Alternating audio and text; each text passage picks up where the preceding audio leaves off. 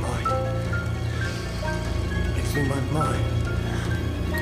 What I was sensing was the manifold of partially actualized realities lying tangent to what evidently is the most actualized one, the one which the majority of us, by consensus gentium, agree on. You are free to believe me or to disbelieve, but please take my word on it that I am not joking. This is very serious, a matter of importance. We are living in a computer-programmed reality, and the only clue we have to it is when some variable is changed and some alteration in our reality occurs. We would have the overwhelming impression that we were reliving the present, déjà vu.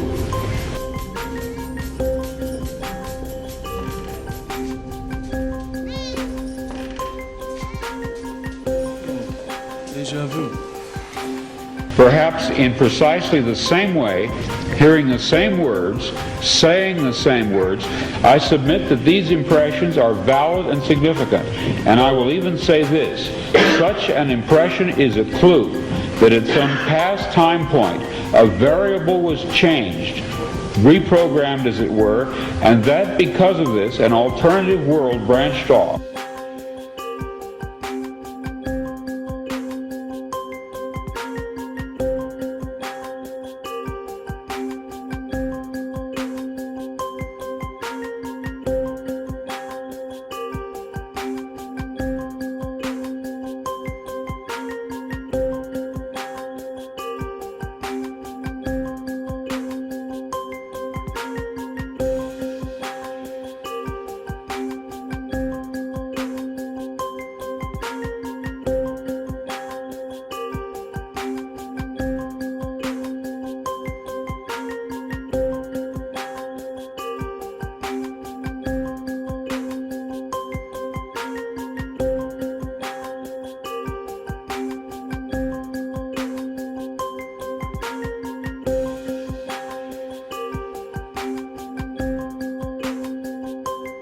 The man known as the UniBomber, the man known as the UniBomber, the man known as the UniBomber is no longer in custody in Colorado. Ted Kaczynski was serving his multiple life sentences at the Supermax prison in Florence. Well, after 2 decades, the 79-year-old was transferred to a federal prison medical facility in North Carolina.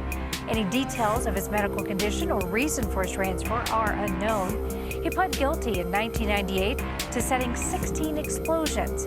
They killed 3 people, hurt 23 others all over the country. What are we touching? The bell. Do you hear the bell? Do you remember what happened? How you got here? You must have walked. I heard deja vu outside, opened my door, and there you were.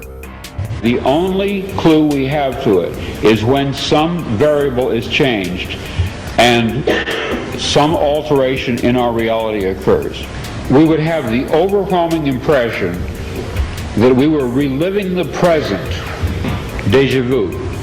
Perhaps in precisely the same way, hearing the same words, saying the same words, I submit that these impressions are valid and significant. And I will even say this, such an impression is a clue that at some past time point, a variable was changed. Because of this, an alternative world branched off. Okay, so I want to ask you now about the Mandela. Ask away. So what was your first shucks moment, or when the Mandela really got you? Well, I tend to keep an eye on conspiracy forums, and so, at a certain point, just like with Flat Earth, there seemed to be like a saturation point where all of a sudden the majority of us came across it. I don't remember exactly when that was for the Mandela Effect, but stumbled across it, and it was Berenstain Bears. And they were making the point about the Berenstain Bears. And of course, I don't remember Berenstain Bears. It was always Stain with an E for me. I see it. There is a Mandela Effect. And the only way that you can explain that, the changes on the printed paper ink on paper in Bibles that are changed. How else do you explain that other than this is a simulation? And it's not a time travel thing. That to me is a total distraction. It's a find replace in a computer code. So like if you're familiar with a Word document, how you can search for a certain word and it finds all those instances of those words, replace it with something. That's what I'm seeing. That's what those changes that I'm seeing in the world are find replace changes. So that to me makes me think, all right, this is a simulation. The man known as the Unabomber.